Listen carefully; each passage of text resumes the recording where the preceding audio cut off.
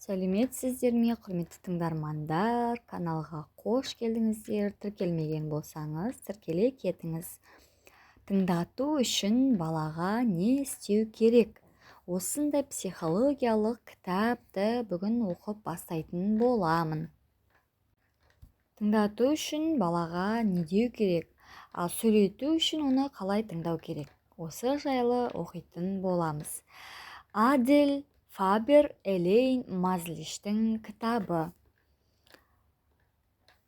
Баламен қарым-қатынас, оны тыңдата алуға да, сөйлете білуге де тікелей қатысты. Баланың ересекті тыңдауы, ата-ананың немесе тәрбиешінің, мұғалімнің балаға деген қатынасыны білу шеберлігінің көрсеткіші. Балалардың өз бетімен айналысатын шаруасы да, құралдары да көбейген заманда онымен қалай қарым-қатынас орнату керек? Баланы қалайша тыңдатып, оны қайткенде дұрыс сөйлете аламыз деген мәселе күннен күнге өзекті тақырып бола түсуде. Бұл кітаптың осы мәселелер мен жайттарды қозғап, көңілдегі көптеген түйткілді шешудегі маңызы зор. Аталмыш еңбектің ересектерге балалармен қарым-қатынас орната білудегі қолдан түспейтін бестселлер болуының да себебі осында. Қазақша алғаш рет жарық көріп отырған бұл кітап ата-ана мен тәрбиешіге, әлдишіге, педагогтар мен психологтарға таптырмайтын көмекші құрал болары анық. Баланы өз сезімін меңгеруге баулайық. 4 ереже. Мен балалы болмастан бұрын өзімді керемет ана сезіндім. Ата-ана үшін балаға қатысты мәселе неден туындайтынын жақсы білетіндеймін. Кейін өзімде 3 баланың анасы атандым. Балалы өмір оңай емес. Әрбір таң атқан сайын өзіме былай дейтінмін: бүгін бәрі басқаша болады. Алайда бәрі де бұрынғыша қайталанатын. Сен оған көп, маған аз салдың. Бұл қызғылт саптаяқ, маған көк саптаяқ керек. Мына ботқа құсық секілді екен. Мынау мені ұрды, мен оған тиіскен де жоқпын. Мен бөлмеме бармаймын, сен маған бастық емессің. 3 балам менің түбіме жететін түрі бар. Бұлай болады деген ой 3 ұйықтасам да түсіме кірмепті. Сөйтіп мен ата-аналар тобына қосылдым. Топ жергілікті психопедиатрия орталығында жиналатын, ал оны жүргізетін жас психолог Хайм Генот еді. Жиналыс біршама қызық өтті. Тақырып бала сезімі жайында болды. Және 2 сағат әп-сәтте өте шықты. Үйге оралғанымда жаңа ойлардан басым айналып, жазба дәптерім ретсіз жазбаларға толып кетті. Балалардың өзін сезінуі мен ұстауы арасындағы тікелей байланыс. Бала өзін жақсы сезінгенде өзін жақсы ұстайды. Олар өздерін жақсы сезіну үшін қалай көмектесе аламыз? Олардың сезімдерін қабылдау арқылы. Мұндағы басты мәселе, ата-ана әдетте өз балаларының сезімдерін түсінбейді. Мысалы, сен шын мәнінде мүлдем басқа нәрсені сезіп тұрсың. Сен шаршағаннан ғана осылай айтып тұрсың. Жабығуға ешқандай себеп жоқ. Әрдайым баланың сезімдерін жоққа шығару, оны әбден шатастырып, оның ашу ызасын келтіруі мүмкін. Оған қоса, бала өз сезімдерін түсінбейтін, сенбейтін болады. Жиналыстан кейін басқа ата-аналар солай істейтін болар, ал мен олай емеспін ғой деп ойладым. Содан кейін өзімді өзім сырттай бақылай бастадым. Мынау бір күндегі ойда болған әңгімелердің бір шама мысалы. Бала: апатай, мен шаршадым. Мамасы: шаршаған несі, жаңа ғана мызғып алып малап едің. Бала қаттырақ дауыспен: шаршадым. Мен: сен шаршаған жоқсың, сен бар болғаны ұйқы бассың, кеттік киінейік. Бала бақырып жатыр: жоқ, шаршадым. Бала: апа деймін, мына жер сондай ыстық. Мен: жоқ, салқын, свитеріңді шешпе. Бала: жоқ, ыстықтап тұрмын. Мен: свитеріңді шешпе дедім саған. Бала: жоқ, ыстықтап кеттім. Бала: мына бағдарлама қызықсыз болды. Мен: жоқ, өте қызық болды. Бала: түкте қызық емес. Мен: оның тәрбиелік мәні бар. Бала: дым да қызық емес. Мен: олай деме. көріп тұрсыздар ма, біздің әңгімеміз тартысқа айналғаны былай тұрсын. Мен қайта-қайта балаға өз сезіміңе емес, менің сезіміме иек арт деп үгіттеумен болдым. Күндердің күнінде не істеп жүргенімді түсіндім. Өзгеруге бел будым, алайда оны нақты қалай істейтінімді білмедім. Ең үлкен көмек көрсеткен нәрсе барлығына баланың көзқарасымен қарау. Шаршаған, ыстықтаған, немесе іші пысқан бала болсам, оған қоса менің өмірімдегі маңызды ересек адам не сезетінімді білген қаласам делік дегендей сұрақты өзіме өзім қоя бастадым. Кейінгі бірнеше апта балаларымның не сезгенін болжап көрдім. Өзімді олардың орнына қойып көрсем, сөздерім шынайы болғандай көрінді. Мен тек қана техникалық тәсілдерді қолданып қойған жоқпын. Шынымен де ойымдағыны айттым. Сонда сен жаңа ғана мызғып алғаныңа қарамастан өзіңді әлі де шаршаңқы сезініп тұрсың ба? Не болмаса, бұл бағдарлама сені соншалықты қызықтыра қоймаған секілді. Қайткенмен де біз сезімдердің екі түрлі жинағына ие, екі түрлі жан иесіміз. Ешкім дұрыс та емес, бұрыс та емес, тек әркім әр нәрсені әртүрлі сезеді. Біршама уақыт көлемінде жинаған жаңа білімім көп көмектесті. Балаларыммен арамыздағы даудың көлемі едәуір азайды. Бірде қызым былай деді: мен әжені жек көремін. Ол менің анам туралы айтып тұр. Бір секундта кідірмедім. Олай айтуға болмайды деп бақырып жібердім. Сен мұны меңземегеніңді жақсы білемін, бірақ мұндай сөзді енді естімейтін болайын. Бұл шағын тартыс маған өзіме қатысты жаңа нәрсе үйретті. Бала сезімдерінің біраз бөлігін қабылдап жүргенмен, алайда кейде маған ұнамайтын немесе мазалайтын бір нәрсе айтса, бірден тәрбиелеудің бұрынғы тәсіліне қайта оралатын болдым. Сонда менің өзімнің реакциям біртүрлі ерсі немесе ойдағыдай ерекше болмағанын аңғардым. Төменде сізге ата-анасы автоматты түрде жиі жоққа шығаратын баланың сөздерін ұсынамыз. Әр ситуацияны оқып, сізше, егер ата-анасы баланың сезімдерін жоққа шығарса, жауап ретінде не айтқаны жөн екенін қысқаша жазып кетіңіз. Бала: маған жаңа туған сәби ұнамайды. Ата-ана бұл сезімді жоққа шығарады. Бала: туған күн қызықсыз өтті.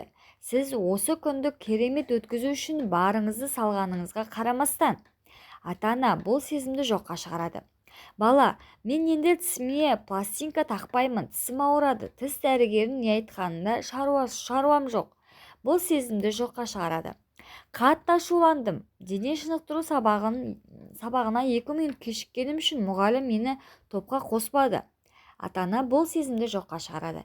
Сіз былай жазып жатқан боларсыз: олай емес, сен жүрегіңнің түбіндегі бауырыңды жақсы көретініңді білемін.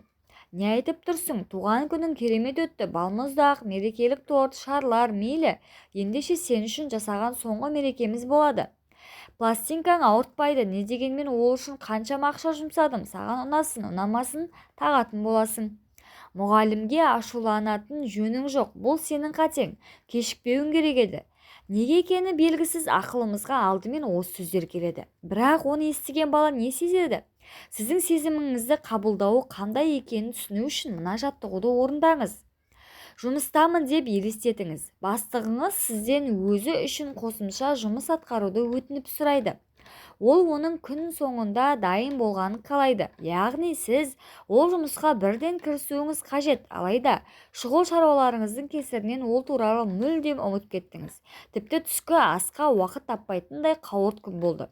Сіз бен басқа қызметкерлер үйге қайтуға дайындалып жатқанда, бастығыңыз сізге келіп жұмыстың біткен бөлігін беруді сұрайды. Сіз бірден күні бойы қолыңыз босамағанын айтып түсіндіруге тырысасыз. Ол сізді тоқтатады. Қатаң дауыспен: маған ақталғаныңыз керек емес, сізге күні бойы жай отырғаныңызға төлеймін бе деп айқайға басты. Сіз бір нәрсе айтуға тырысқан сәттің бірінде болды, жетер дейді. Сөйтіп ол жедел сатыға бет алады. Қызметкерлер естімегендей кейіп танытады. Сіз өз заттарыңызды жинап кеңседен шығып кетесіз. Үйге барар жолда досыңызды кездестіресіз. Әлі де ренжулі болғаныңыз сонша оған болған жағдай туралы бәрін айта бастайсыз. досыңыз сізге 8 түрлі тәсілмен көмектесуге тырысады. Әр жауапты оқи отыра ойланбастан шұғыл жауап қатуға тырысыңыз және оны жазып қойыңыз. Дұрыс не бұрыс реакция жоқ. Не сезсеңіз сіз үшін қалыпты. Бірінші, сезімдерді жоққа шығару. Көңіл түсіруге себеп жоқ. Ондай сезімде болу ақымақтық. Бәлкім, жай ғана шаршап, түймедейді түйедей қылып тұрған шығарсың. Бәрі сен айтқандай жаман болуы мүмкін емес. Қате күлімдеші. Саған күлген жарасады. Сіздің реакцияңыз. Пәлсапалы жауап. Өмір деген осы ғой, әрдайым біздің қалағанымыз бола бермейді. Мұндай дүниелерге сабырмен қарап үйренуің қажет. Қайтесің, бір кем дүние. Кеңес. Меніңше, ертең бастығыңның кабинетіне барып кешіріңіз, айыптымын деп айт. Сосын отырып кеше аяқсыз қалған жұмыс бөлігін бітіріп таста. Шұғыл шаруаларға алаңдама. Егер сен ақылға салсаң, әрі осы жұмыста қалғың келсе, мұндай нәрсенің енді қайталанбайтынына сенімді болуың қажет. Сұрақтар. Нақты қандай шұғыл шаруаның себебінен бастығыңның ерекше тапсырмасын ұмытып кеттің? Ол жұмысқа бірден кіріспесең, саған ашуланатынын түсінбедің бе? Бұрын соңды мұндай болып беді. Неге бастығың шығып кеткенде сен де кетіп қалдың? Неге тағы бір рет түсіндіруге тырыспадың? Бесінші, басқа адамды қорғау. Бастығыңның реакциясын түсініп тұрмын. Оның онсыз да басы қатып жүрген болар. Сен қайта жеңіл құтылғансың. Аяушылық, обалай сұмдық болған екен. Саған жаным ашып жылағым келіп тұр. Психоталдауға тырысу. Сенің ренішіңнің түпкі себебі бастығыңның өз әкеңнің бейнесіне ұқсастығы деп ойлап көрмедің бе? Бала кезіңде әкеңе жақпай қалудан қорыққансың. Сөйтіп бастығыңнан сөгіс естігенде бұрынғы қорқыныштарың қайтып келді. Солай емес пе? Бесінші, мұңына ортақтасу. Иә, жағымсыз жағдай екен. Басқа адамдардың көзінше мұндай дөрекі сөгіс есту онымен қоса сонша еңбектен кейін оңай емес әрине. Сіз қазір ғана адамдардың әдеттегі сөйлеу мәнеріне деген өз реакцияларыңызбен таныс болдыңыз. Енді өзімнің жеке реакцияларымның бірқатарымен бөлісейін.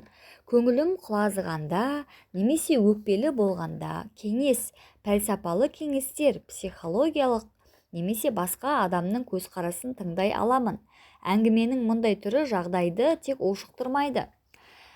Аяушылық өзіңді бейшара күйге түсіреді. Сұрақтар қорғануға мәжбүрлейді, ал өзін сезіп тұрған нәрсені сезуге себеп жоқ деген сөздер қанымды қарайтады. Бұл жауаптарға берілетін негізгі реакция жарайды, өтті кетті. Жалғастыра берудің не қажеті бар? Алайда біреу шынымен де менің жан жарамды қабылдап, уайымым туралы толығырақ айтуға мүмкіндік беретін болса, көңілімнің құлазығаны қайтып, абыр-жуым басылады және өз мәселем мен сезімдерді басқаруға өзімді қабілетті сезінемін. Тіпті өзіме, бастығым әдеттегідей әділ, ол есепке бірден кірісуім қажет еді. Әйтсе де оның әрекеттерін кешіре алмаймын. Жарайды, ертең таңертең ертемен жұмысқа барып, ең алдымен сол есептемені жазамын. Бірақ оны бастықтың кабинетіне апарғанда менімен бұлай сөйлескен үшін қапалы екенімді білдіремін.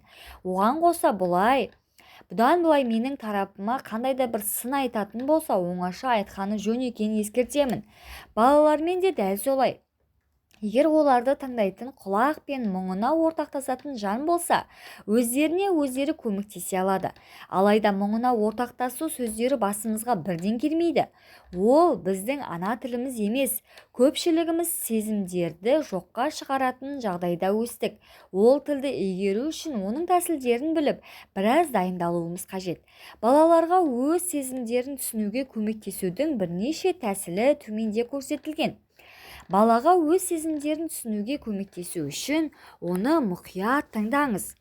Оның сезімдеріне ортақтасыңыз. Иә, түсінікті сөздерін айту арқылы оның сезімін атап өтіңіз.